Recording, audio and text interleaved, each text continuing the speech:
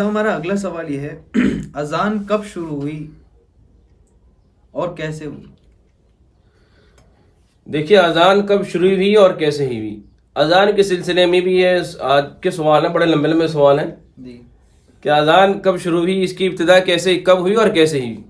تو اذان کی ابتدا سے متعلق جب اللہ کے رسول جناب محمد رسول اللہ صلی اللہ علیہ وسلم نے مدینے کی ہجرت کی، مکے سے مدینے کی ہجرت کی اور ہجرت کا پہلا سال، تو آپ علیہ الصلاۃ والسلام کو فکر ہوئی کہ نماز اجتماعیت کے ساتھ کیسے پڑھیں، جماعت کے ساتھ کیسے پڑھیں. اس سلسلے میں آپ نے صحابہ کرام کو جمع کیا، صحابہ کرام سے مشورہ کیا کہ بتاؤ نماز کے لیے کہ ہم کیسے ایک ساتھ سب لوگ مل کر کے جمع ہو نماز پڑھیں. تو صحابہ کرام نے الگ الگ رائے دی. کسی صحابی نے یہ کہا کہ جب نماز کا وقت ہو تو نماز کے وقت ہم جو ہے آگ بلند کر دیں. کسی صحابی نے کچھ اور مشورہ دیا ہے کہ ہم جو ہے اس وقت آواز لگائیں گے. کسی نے صحابہ مشورہ دیا کہ اس وقت ہم ناقوس بجائیں، کسی نے کہا نرسنگا بجائیں، جو یہود و نصارہ میں رائج ہے. تو آپ علیہ الصلاۃ والسلام نے ساری چیزوں کو دیکھتے ہوئے آپ نے فرما دیا کہ یہ سارے طریقے غیروں کے طریقے ہیں اور غیروں سے مشابہت ہوگی، اس لیے آپ نے سب کو منع کر دیا. حضرت عمر فاروق رضی اللہ عنہ نے ایک رائے دی کہ میری رائے یہ ہے کہ آپ جب نماز کا وقت ہو تو اس وقت ایک آدمی ہمارے میں سے ایک آدمی چلا جائے اور اعلان کرے محلے میں جا کر کے الصلاۃ جامعہ، الصلاۃ جامعہ یہ اعلان کرے. تو آپ نے یہ رائے پسند فرمائی اور پھر حضور اکرم صلی اللہ علیہ وسلم نے حضرت بلال رضی اللہ عنہ کو حکم بھی دیا، اس کام پر مامور فرما دیا کہ بلال آپ یہ کام کرنا. اسی دن رات میں ایک صحابی ہے، انصاری صحابی، حضرت عبداللہ ابن زید ابن عبد ربہ، حضرت عبداللہ ابن زید ابن عبد ربہ رضی اللہ عنہ صحابی رسول ہیں.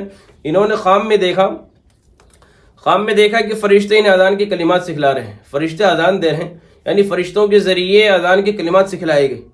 جب صبح ہوئی اور جب بیدار ہوئے تو جناب نبی کریم صلی اللہ علیہ وسلم کی خدمت میں حاضر ہوئے یہ صحابی، اور آپ نے حضور کے سامنے پورا واقعہ، رات کا واقعہ پیش کر دیا اور اذان کے کلمات اللہ اکبر اشہد ان لا الہ الا اللہ، یہ سارے پورے کلمات اذان کے حضور کے سامنے سنائے کہ میں نے خواب میں یہ دیکھا. تو اللہ کے رسول نے فرمایا یہ خواب برحق خواب ہے، سچا خواب ہے.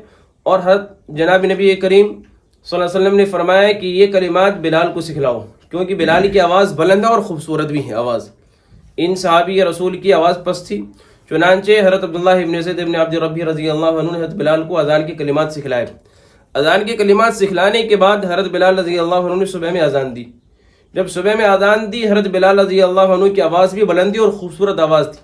حضرت عمر رضی اللہ عنہ کے کانوں میں اذان کی آواز پڑی. جیسے ہی پڑی آپ اپنی چادر سنبھالتے ہوئے گھر سے نکلے، اس حالت میں کہ چادر گھسٹ رہی تھی آپ کی، اور حضور کے سامنے آ کر کے فرمایا کہ قسم کھا کر کے کہ میں نے بھی بے عین ہی ہے یہ خواب دیکھا. تو اللہ کے رسول نے فرمایا، اللہ کا شکر ادا کیا، اور پھر اللہ کے رسول نے فرمایا کہ پھر یہ خواب من جانب خداوندی ہے، خواب برحق ہے. اور پھر اس کے بعد اس وقت سے امت میں اذان کا رواج ثابت ہو گیا. پہلی ہجری کا واقعہ ہے.